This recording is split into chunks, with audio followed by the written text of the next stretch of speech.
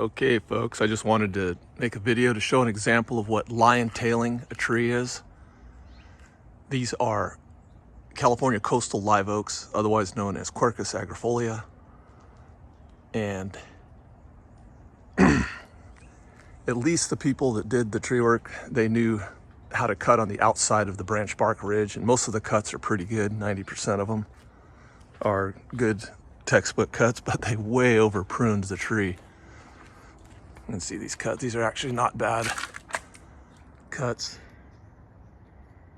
They cut on the outside of the branch bark ridge perpendicular to the axis of the branch at the growing location, which is how you're supposed to do it, but they way over pruned it. This is called lion-tailing. It stresses the trees out. See how the tree's trying to grow auxiliary sprouts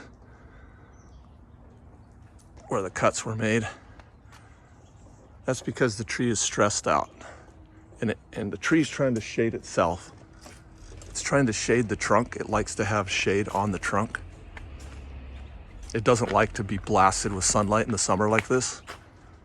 That's the reason why trees grow shaded canopies to shade the interior. Now you can get away with doing stuff like this sometimes, but it stresses the tree out, and I've seen it in the long run just mess the trees up. People call this tree trimming. Some people say, like, I had some arborists come and they trimmed my tree. And this is what they did. They over prune, they lion-tail. Lion-tailing is pretty easy to do. All you do is just go up the tree and start taking off all the limbs. It doesn't require any decision-making process where you're making vital decisions like which branches you're going to leave on the interior. Because when you prune a tree properly and you're reducing the crown, you leave good branches on the interior, because you want to, just stripping the whole tree like this, the way they do it, you teach somebody how to do a proper cut without ripping and cutting on the outside of the branch bark ridge, and just send them up a tree and have them lion-tail. It's pretty easy. It's pretty dumb. Anybody can do it.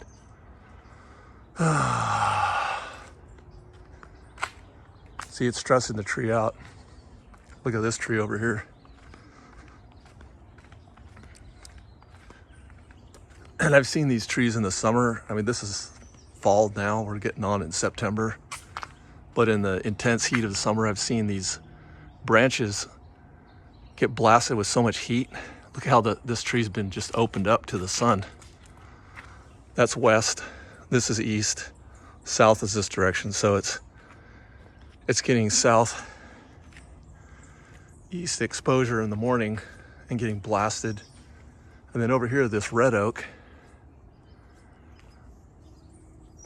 Quercus palustris. It's not native to California. These are introduced oak species.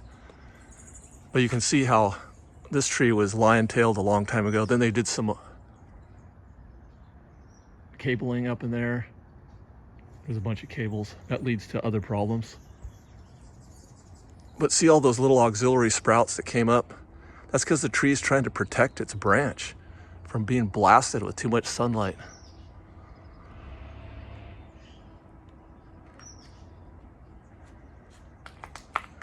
See now the cabling problem, that's a whole nother problem. And what the trees do is they sense the structural support. And when they sense that structural support, they keep growing, but they don't increase in girth around the attachment points, because they naturally pick up on the fact they got mechanical support. So you end up with branches getting really long, growing way out and getting huge and overweighted. And I've seen these entire trees just come collapsing down, or the cables sometimes rip out and failing, and a massive limb just coming down. So me personally, I don't like cabling. I only do dynamic cabling, and even then, I think the best thing to do if people are worried about their tree structure is to reduce the head weight.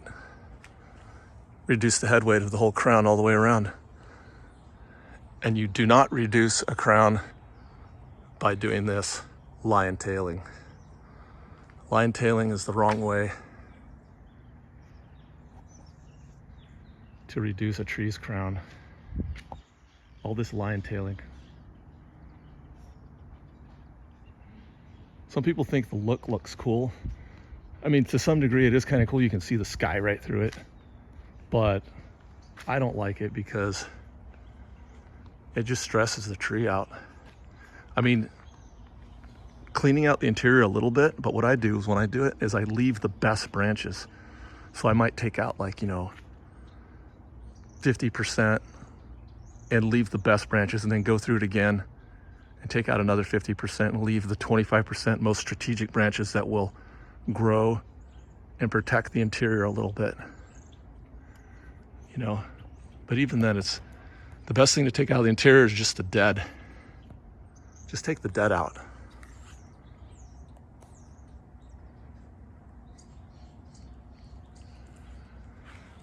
And maybe some little clustery branches, but you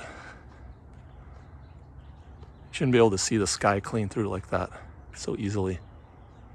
And what I've noticed is it stresses the tree out, and then the whole tree starts looking thinner and losing it. Eventually the canopy becomes less dense when you lion tail, because it stresses the whole tree out. And I've noticed that the entire canopy becomes thinner and thinner when people do this.